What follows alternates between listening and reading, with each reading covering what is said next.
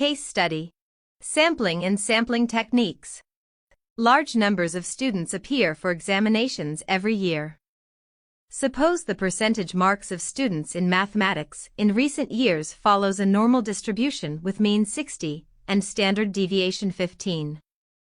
Steps to perform. Determine the probability that a student scores 70% or above. Suppose a random sample of size 16 is selected from the dataset. Determine the sampling distribution of the sample mean. Estimate the proportion of students who secure 70% and above. The data consists of 12 samples with each sample size of n equals 16.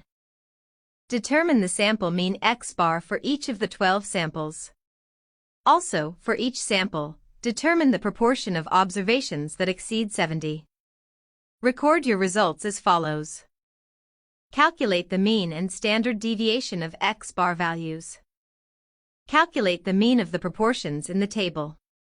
Use this to estimate the standard deviation of proportions. If p bar is the average proportion, the standard deviation is square root of p bar multiplied by 1 minus p bar by n. Record the consolidated results as follows. State your observations. Solution. Probability that a student scores above 70% equals 0.2525, obtained from statistics normal tables, or by using Excel. These are the steps to be followed while using Excel. Step 1. We first obtain a probability below 70 using the command normdist, 70, 60, 15, true. Step 2. Subtract this from 1 to get the required probability. Sampling distribution of the sample mean. Normal with mean 60 and standard deviation equals 15 by square root 16 equals 15 by 4 is equal to 3.75. Theorem on sampling distribution of mean. Proportion of students who score above 70 is equal to 0.2525, taking probability as relative frequency. Sampling distribution of proportion. Normal distribution with mean equals 0.2525 and standard deviation equals square root of 0.2525 multiplied 1 minus 0.2525 by 16 equals 0.1086, approximation by the central limit theorem. The above value is an approximation as the central limit theorem and holds for sample sizes exceeding 30. Note.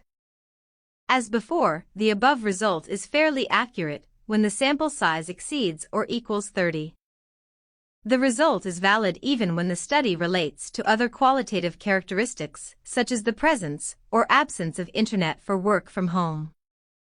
Here, the characteristic defective that refers to not having an internet facility is replaced by score above 70.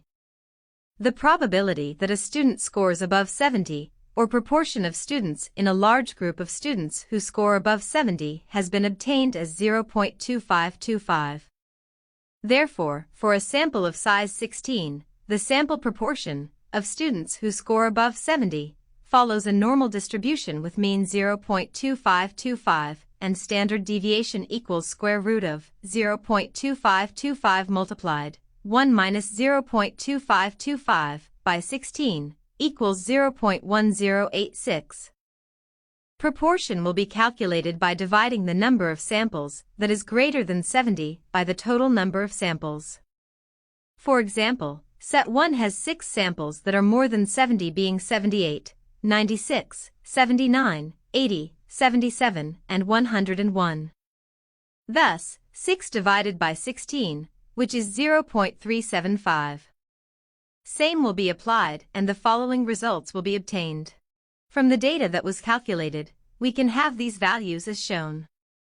Estimated values are the value of the average of the 12 values of sample proportions as seen earlier. Thus, the sample values and theoretical values differ by small magnitudes. Hence, when the population parameters are not known, sample data could be used to estimate the population parameters to a fair degree of accuracy. However, sample sizes should be equal or exceed 30 for quality results. Estimated values of parameters are useful to Make predictions, for example, the percent of students who pass. Making inferences such as whether performance standards are met with. For example, whether class average exceeds a specified limit, which may be an expectation.